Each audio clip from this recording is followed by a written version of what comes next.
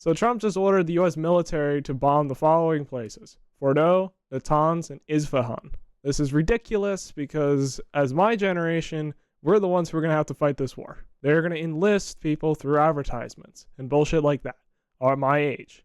I'm within the drafting age, so if this does end up going to a draft, I will be drafted. This is absolutely amazing. And what makes things better is before the Russo-Ukrainian war, that 10-year period before, that was basically the most peaceful time in history. And now we're in fucking World War III.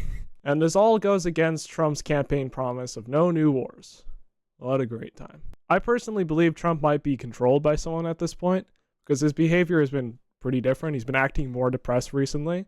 Also, he's going against his people. This is what people voted him for. They wanted peace. They wanted stability.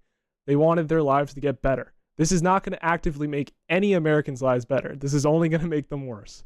And the reason why they targeted these places is Isfahan is a nuclear research center and uranium conversion plant. Natanz is a centrifuge production center. And Fordo, if I had to guess, which is the main target, is where they enrich uranium. This is obviously following the June 17th attacks of Tehran, the nation's capital.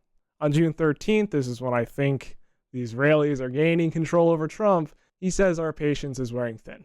And today, the United States has launched attacks on Iran. And we aren't supporting Israel in a proxy war. We are directly attacking Iran. I don't know why we didn't just hand over the B-52 bombers. Maybe that could have worked. I'm not 100% sure. But for whatever reason, we decided to attack them ourselves. And that means we are directly tied into this war now. You remember back in March, Tulsi Gabbard said they're not building a bomb. And following that, Trump says, I don't care what she said.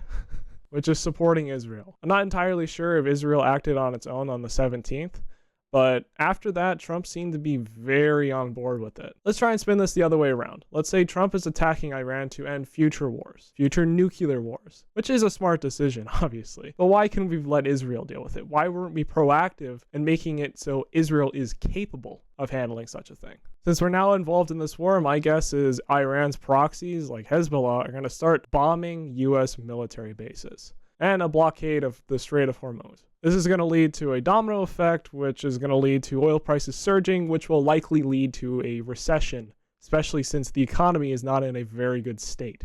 Not to mention, it's basically saying you're A-okay to attack Taiwan, China, because now we have a multi-frontal war going on. I don't know if the United States really can handle that. So now let's hope for the best. Let's hope Trump can aim for peace after this, and hopefully this is the end of it. Hopefully Iran is completely weakened and is unable to attack us ever again. But that just doesn't seem likely. There's still their proxies. There's still China. There's still Russia. Russia is obviously dealing with Ukraine, but who knows? In my opinion, I think this is a catastrophic mistake, and this will be remembered forever, and this will be Trump's legacy. I voted for Trump, and this is not what I was expecting. I was expecting a highly motivated man who came off of a defeat to Joe Biden to come into office and rectify everything.